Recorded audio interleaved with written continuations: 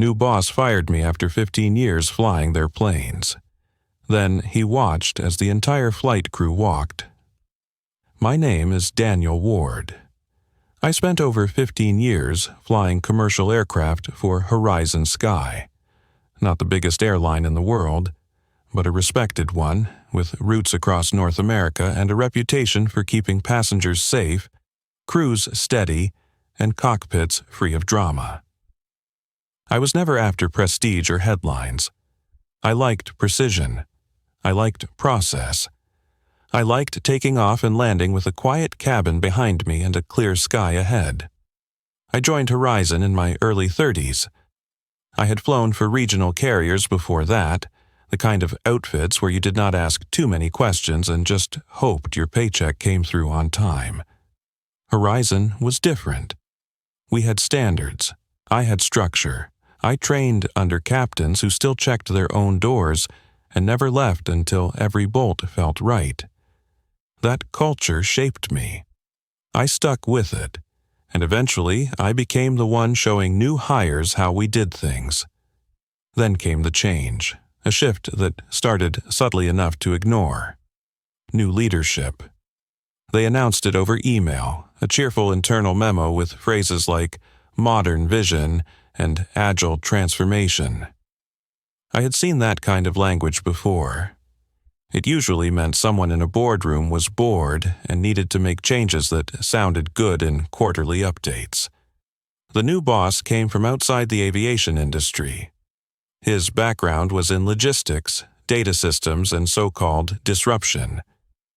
He wore polished loafers on the tarmac and talked about optimization the way we talked about weather patterns. The first time I met him, he shook my hand like it was a formality and said, "Pilots are a legacy resource. We want to rethink how this role functions in the modern era." That should have told me everything, but I kept flying. I focused on the checklist, the routine, the only language that mattered up there at 35,000 feet. Things changed gradually. Our briefings started including buzzwords like cognitive load sharing and operational gamification. Some of us joked about it in the crew lounge. Others stayed quiet. Then scheduling changed. Suddenly, the routes were longer, layovers shorter, and aircraft swaps became more frequent. Seniority meant less than availability. The crew managers stopped asking and started assigning. I raised a few concerns, quietly, in meetings, through official channels. Not complaints, just observations. I had mentored enough younger pilots to know fatigue risks when I saw them, and the new rosters were pushing those lines. But my emails were met with auto-responses or, "We'll take that under advisement." Then, about 6 months into the new regime, they brought in consultants. Young people in slim-cut suits who shadowed flight teams with tablets and took notes on workflow inefficiencies. They never asked us anything directly. They just observed, recorded, and moved on. And then the meeting started. First in pairs, then individually. Always in an office that smelled like new paint and someone else's cologne. Mine came on a Wednesday after a red-eye to Seattle. I was called in after debrief and offered bottled water before the room went quiet. "Daniel, we are looking to restructure crew operations to align with emerging trends and technologies," the manager began, eyes fixed on a laminated folder in front of him. "We appreciate your long service, but we believe the future of cockpit leadership involves a different energy, a more adaptive profile." I remember pausing, not in confusion, but in disbelief at the language. "What exactly are you saying?" I asked. He hesitated. Then, "We are ending your employment effective immediately. You will be compensated according to policy. Security will assist with clearance." I did not raise my voice. I did not ask for an explanation. I stood up, shook his hand, and thanked him for the opportunity. I collected my things. I walked out. They thought that would be the end of it. And for a few days so did I. But what happened next had nothing to do with revenge. It was about respect, and the quiet kind of loyalty that does not scream but stands up when something is wrong. Word spread fast. Pilots talk. Cabin crew talk more. Within 2 days, I started getting texts. First, from a colleague I flew transatlantic with every November. Then, from an old first officer I had trained 2 years earlier. Messages like, "Did they really let you go?" and "Are they serious?" I did not say much in response. I was still processing, but others were not so quiet. A few days later, I got a call from a senior purser. She sounded furious. Not for herself, she had job security, but for what she called a cultural insult. "They did not just fire you, Dan," she said. "They erased what you stood for. They made it clear none of us are safe if we do not fit the algorithm." She was not wrong. Within a week, crew rosters started thinning. Not from layoffs, but from people declining schedules, calling in sick, or submitting resignations with no notice, no drama, no walkouts, just a slow, deliberate quiet. I did not plan it. I did not ask for it. But they felt it. The operation began to strain. Flights delayed, substitutes called in last minute. Passenger complaints ticking up. Flight attendants asked to double shifts. The seams started to show. Then, one afternoon, I got a message from a younger pilot, one I had flown jump seat with when he was still green. "They are scrambling," he wrote. "Apparently they cannot staff next week's Denver leg. 3 captains dropped out. Dispatch is in chaos." I just replied, "Take care of yourself," because by then I had realized something important. They did not just remove me from the equation. They underestimated what connection meant in a job built entirely on trust. You can optimize schedules and reassign seats, but you cannot replicate relationships built on mutual respect and calm under pressure. I was not angry. I did not want payback. But I also was not going to pretend like I did not see what was happening. The part that still gets to me, though, what I replay even now, is the expression on his face when I saw him again. The boss, this new executive. He came to the airport unannounced a few weeks later. I had returned only to help a friend clean out his locker. He had decided to leave early, cashing out his retirement a few years ahead of schedule. I was standing near the employee entrance when he passed through. He saw me, stopped, nodded once, tight-lipped. Then I saw him look around. Not just at me, at the empty chairs, the unscheduled flights, the missing names on the whiteboard. He knew. The silence of that hallway said more than any press release ever could. The hallway was unusually quiet that morning. Not the kind of quiet you expect in an airport terminal before sunrise. This was different. This was the sound of absence. You could feel it in the air, like something had been removed from the bones of the building itself. I did not linger long. I was not there to gloat. I was just helping a friend box up his logbooks and old uniform, but I could tell by the way the new management moved through the space that they finally understood. They had severed something they could not glue back together. I walked out without a word, past the hangar doors, through the staff gate, and back into a world I had not had time to think about in years. For the first time in a decade and a half, I was not on the roster, not on call, and not waiting for an aircraft to fuel up. And I will be honest with you. That first week, I did not know what to do with my hands. You spend that many years with a checklist in one hand and a headset in the other, and suddenly you are standing in your kitchen reading the cereal box like it is a flight manual. My wife noticed. She said I was folding laundry like I was prepping for takeoff. The routine was baked into me. But slowly, that routine began to unravel, and something else took its place, space. And in that space came calls.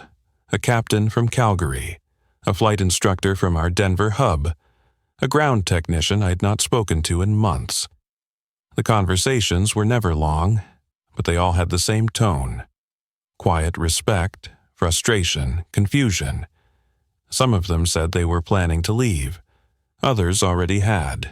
But all of them said the same thing in some way. It was not about you, Dan. It was about what they did to all of us through you. I had not expected that. I figured I was just one of many pilots phased out in a restructure. But I was beginning to understand that for the crew, it had been more personal. It was not just a layoff, it was a message. One that said experience no longer mattered unless it fit into a dashboard. Meanwhile, the airline was still trying to keep up appearances. Their press team released a statement a few weeks later about reimagining operational excellence through dynamic workforce recalibration. I read it once and tossed it in the trash. That was not an airline talking. That was a spreadsheet talking to itself. But it was not just words anymore. Flights were still delayed. Routes were being cut. They even started offering bonuses to get crew to pick up extra legs, but the morale was so low that most of them just took their time off instead. The tension was everywhere. You could feel it in the email replies, in the way dispatchers avoided eye contact, in the long pauses during morning briefings. Then something happened that even I did not see coming. One afternoon, I got a call from a senior operations coordinator, someone who had been with the airline almost as long as I had. She said, "I know you are technically out, but would you meet with a few of us?" Off the record. I said yes. The meeting happened in a rented conference room near the airport, behind a generic office park. No uniforms, no badges, no press. Just a dozen people sitting around a table, talking like adults who cared about the work they did and the people they did it with. They told me what was happening behind the scenes. The crew attrition numbers were higher than expected. Hiring was not keeping up. The automation systems that were supposed to improve scheduling were crashing under real-world conditions. They had tried routing flight crews like packages, and it was not working. People were exhausted, unmotivated, and in some cases, unsafe. "We are bleeding skill," one of them said, and they will not admit it publicly, but internally they are panicking. I asked them what they wanted from me. They did not ask for revenge. They did not want to fight. They just wanted to do their jobs, properly, safely, and without being treated like placeholders for some future algorithm. One of the captains said it best. "We are not asking to go back to the past. We are asking to stop pretending like the past never mattered." After that meeting, things moved quickly. Quietly, too. More senior crew submitted their resignations, but this time, they did not just leave. They shared their reasons. Some wrote long, respectful letters explaining why the culture had become untenable. Others offered to help train replacements if management would listen, but they never did. Then came the tipping point. A major holiday weekend was coming up, and Horizon had scheduled a full fleet. On paper, it looked solid, but they had failed to notice how many flight crews were already planning to exit the week before. On Friday morning, the system collapsed. Flights were grounded. Passengers were stranded. The airline had no one left qualified to cover critical routes. Emergency calls were made. Retired pilots were contacted, but no one bit. Trust had been broken. And when you lose trust in aviation, everything else follows. I was sitting at home when the news hit. The headlines were brutal. Horizon Sky cancels over 60% of flights amid crew crisis. I got texts from friends at other airlines asking if it was true. I did not reply, I just watched. Later that evening, I received an email from the same manager who had once called me a legacy resource. He asked if I would be open to a conversation about re-engagement and knowledge retention. I stared at the screen for a long time before closing it. No anger, just clarity. Because here's the truth. Once you treat people like parts, you cannot expect them to act like partners. And once you remove experience from the cockpit, you might still have someone flying the plane, but no one guiding the culture. It was not just about me anymore. It was about a generation of professionals who gave more than they took, who flew in storms and landed on short runways without asking for applause, just respect. When you forget that, you lose more than schedules. You lose the very thing that makes flying human. Over the next few months, Horizon tried to rebuild. They issued apologies, shuffled management, and offered retention bonuses. Some of the junior staff stayed. A few of the older ones came back under strict terms. But the core, the foundation of mutual respect, was gone. As for me, I took a break. I traveled with my wife, slept through mornings, and learned how to be still again. Eventually, I was asked to speak at a flight academy. Just one lecture, they said. I agreed. It felt good, not to relive the past, but to pass on what mattered. Not the politics, not the systems, just the basics: responsibility, focus, calm in the face of noise. After the talk, a student approached me. She said, "Captain Ward, what do you think is the most important thing a pilot needs to remember?" I thought for a moment. Then I said, that it is never about just flying the plane. It is about who is flying with you, and whether they still trust you to land it right. I never planned to teach. That was never the end game. I always thought I would hang up my wings quietly, maybe retire somewhere warm, somewhere with no early briefings, no weather updates buzzing on my phone at 4 a.m., no call-outs on holidays. But life, it turns out, has a way of setting new flight paths even after you think the logbook is closed. That first lecture at the academy turned into a second, then a third, then a quiet request from the director to consider staying on longer. It was not a job offer exactly. It was more like a hand extended in earnest. I told them I would think about it. And I did, for days. Then one morning, I drove down to the airfield, just to walk the hangar, to see if anything in me still lit up at the smell of jet fuel and the distant thump of twin engines taxiing down the strip. It did, but it was different now, not the fire of needing to prove something, not the pull of the next destination, just a calm certainty that I still had something left to give. So I said yes. The students were sharp, young, hungry, respectful, but green in the ways that could not be taught in books. Some of them had never been in a real cockpit outside of a simulator. Others were naturals behind the controls, but blank slates when it came to decision-making. I saw in them what I once was, and what the industry would need if it hoped to rebuild what it had squandered. We spent less time on instruments and more on instincts. Not just how to fly, but how to think in the air. How to read a situation before the checklist even opened.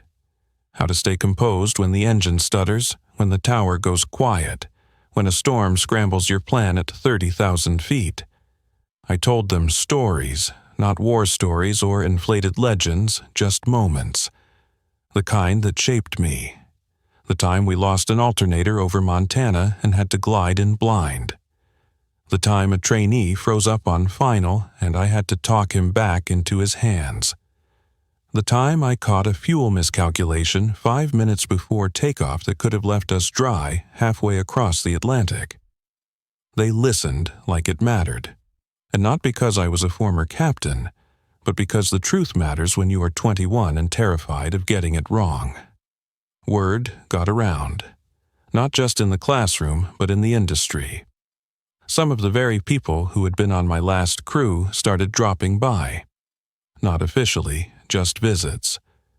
Quiet nods, a coffee in the break room, a story shared at the edge of the tarmac. They said things like, "It's not the same without the old rhythm. They can run an airline, but they do not know how to run people. I miss knowing who I was flying with, not just what seat they were assigned. One by one, they started finding their own way out. Some moved to smaller airlines. Some started private charters. A few joined aviation safety boards. And some, like me, ended up teaching. It was never a formal reunion, just a slow, unspoken migration towards something better, or at least more honest. And then came the call. It was from a new executive at Horizon, someone I had never met, who had recently taken over operations after the previous team resigned following the flight crew collapse. She did not sugarcoat anything. She said, "We lost sight.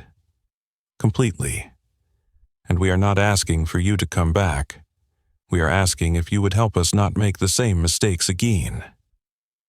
I said I would meet her, but only if we did it on equal ground, not in their office. We met at a neutral space, a quiet air museum just off the coast. I arrived early and walked among the aircraft, all grounded, but none forgotten. When she showed up, she was alone. No assistants, no lawyers. That meant something. She was sharp, younger than I expected, but not arrogant. She listened more than she talked. She asked smart questions. She said, "We are trying to rebuild trust, but no one will give us that unless we admit what we broke." I said, "Start by hiring people you trust and stop managing them like liabilities." She nodded. Then she said something I did not expect.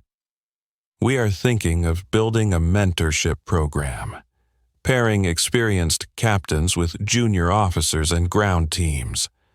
We want to bring wisdom back into the cockpit, not just ratings." It was not flattery, it was a real ask. And it was not just me they were considering.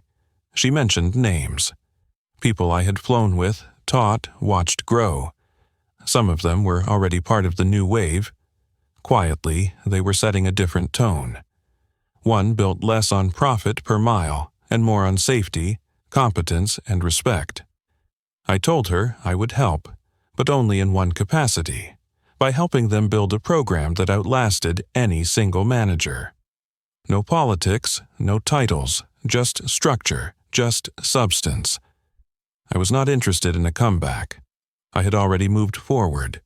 So that is what I did. For 6 months, I helped design the framework, not just for Horizon, but for any airline willing to listen. It was not revolutionary, just real. Flight logs that focused on decision-making, not just outcomes. Simulator assessments that rewarded instinct, not just technical skill. Culture sessions where new hires were mentored by seasoned crew, not lectured, but partnered. Some airlines laughed, others took notes, and slowly it started to matter. I remember one afternoon, I sat in the back of a training room while a former student of mine, now a confident young captain, explained CRM to a fresh batch of recruits. She used her own words, her own experiences. But I recognized the core. It was there, alive. And it had nothing to do with the airline's logo or branding. It had everything to do with the people behind the yoke. A few months later, she pulled me aside. She said, "I used to think being a captain meant being in charge. Now, I know it means being accountable." That was it. That was the moment I knew something had shifted. Not in headlines, not in press releases, but where it actually counts, inside the cockpit, where egos die and clarity lives, where voices get quiet and focus takes over, where every decision matters and none of them happen alone. As for me, I teach 2 days a week now, no fanfare, just enough to keep my head sharp and my heart in it. I still wake up early, still read Madars like a morning paper, still pause when I hear an engine overhead and look up out of habit. But I do not miss the politics. I miss the people, and now I get to help shape the next ones. Some days I get emails from former crew. They send photos of their new lives, in Alaska, in the Caribbean, in bush planes and private charters and medevac operations. They are still flying, still doing it their way, still holding that line between responsibility and pride. I keep a few of those photos on my desk.